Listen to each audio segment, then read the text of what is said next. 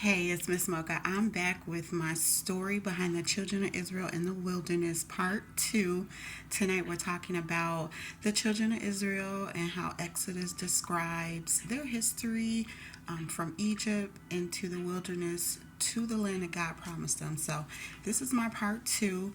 I left off of part one talking about how God came in a thick cloud and he wanted to reveal his voice to the children of Israel because he wanted them to hear him personally so that they would believe it forever.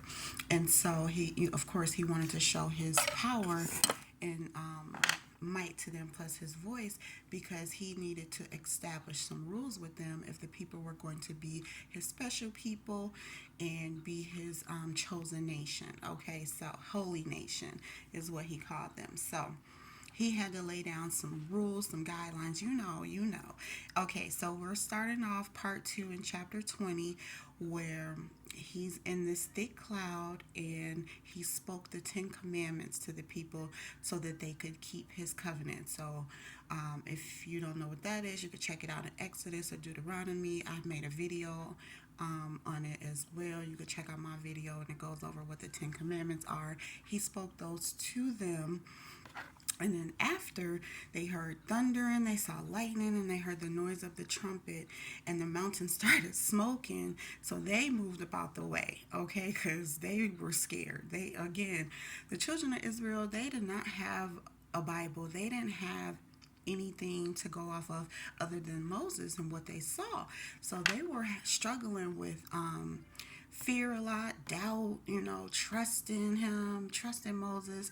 They struggled a lot because they were, what they went through in Egypt and all of that. And they know that they wasn't doing the best at being good people. And so, yeah, they struggled a bit with God. And so he had to show them some things and put them through some things and test them so that they could, you know,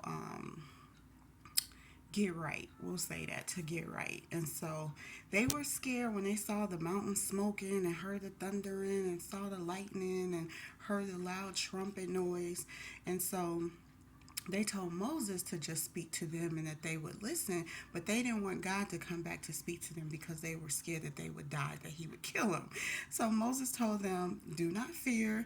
God is only coming to test you, and that he tested them so that they could fear him and not sin, so that they could respect him and not do the opposite of what he says do. And so Moses went back up to talk to God. So that was chapter 20. Chapter 21 through about 23, like the middle of 23, chapter 21 and 23, talks about the judgments and the laws for Israel. So I didn't write those down. It was a lot. But what I did wrote, one of the laws that he wanted the Israelites to follow was to keep 3 feasts a year unto God. So 3 celebrations with food. The first was the Feast of Unleavened Bread. The second was the Feast of a Harvest, which was the first fruits of their labors, the crops that they sowed in the field. And then the third was the Feast of Ingathering, which is at the end of the year when they gather in their crops from the field. So those are the 3 feasts that God required them to celebrate each year. And then it talked about, okay, so then we're in chapter 23 still, and it talks about the law for the promised land. God was telling them, or telling Moses to tell the people, because that's all he came down to talk to them about, to let them hear his voice. He spoke the 10 Commandments and told them to follow it. And then Moses went back up by himself to talk to God. And so God relayed the judgments and laws to Moses so Moses can tell Israel, or the Israelites. And so he also told Moses to let them know that he's sending them an angel to keep them, or to keep guard over them along the way to the land that he promised. And so what he said was that they were to listen to this angel, obey him, and not fight against him.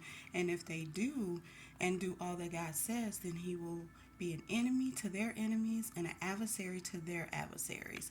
And so once they get there, God was to cut off the people living there. So he was going to drive out the people that was living there.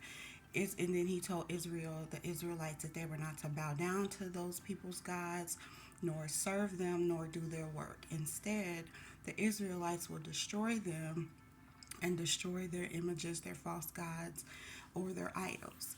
And so Israel was to serve the Lord, and in return, the Lord would bless them with bread, water, so like food and drink, and take away sickness from them.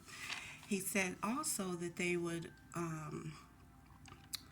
not be losing any children, or the women would not be barren. So that means that they would be able to have children and not be able to have children. God would fulfill them. Well, it said God will fulfill their number of days, so give them full life, a long life. And so this is the law for the promised land. This is what they were supposed to do. Ooh, the fireworks, that scared me. Little by little, he said that he would drive out the people living there until the Israelites had increased and was able to inherit the land and take possession over it. And then once they did that, then they would drive out the people themselves. So God would hand over the people to them, and they would drive the people out. And so that they were not to make any covenants with the people or their gods, and that the people should not be living amongst them in their land, because they would make the Israelites sin against God. So those were the rules when they got to the actual promised land. And so chapter 24 talks about how Moses wrote all these things down, and he built the altar under a hill with 12 pillars representing 12 tribes of Israel. And there they offered offerings and sacrifices unto the Lord, and they made a covenant with the children of Israel and the Lord. So they went through all their these fireworks, man. They went through all their I don't want to say rituals, but like sacrifices, because they were sacrificing animals, spilling the blood and using the blood to, make a covenant with God, make sacrifices to God. And that's what God was telling them to do. Back in that time, that was what it was. That was the offerings, that was the sacrifices. And so that's what they were doing. And so the children of Israel established their covenant with the Lord. And then Moses, Aaron, and 70 elders of Israel went up and saw God. And they said that under his feet was like a pavement of sapphire stone, as clear as, the blue skies. So that's pretty. And then they ate and drank with God. And then Moses so Aaron and the 70 elders of the Israelites and Moses, of course Moses already, but the other people got to see him too. And not only did they see God, they ate and drank with him. So that's cool. And then they went back down to the people, and Moses alone went up to the mountain so that God could give him, it says, 3 tables of stone, a law and commandments that he wrote so Moses can use it to teach Israel. So this is where it gets real. It wasn't just the 10 commandments. He had more judgments and laws that Israel needed to be taught. So it went over them in chapter 21 and 23. And then he wanted to teach Moses, so Moses can teach the children of Israel more about what to do when they got to their promised land. So Moses was up on the mountaintop with God for 40 days and 40 nights. So it was just him. The rest of the people were down, in their wilderness, in their tents or whatever, just waiting, living life, waiting to see what the next word was, what the next step was. So this is part 2 of them being in the wilderness. They heard God.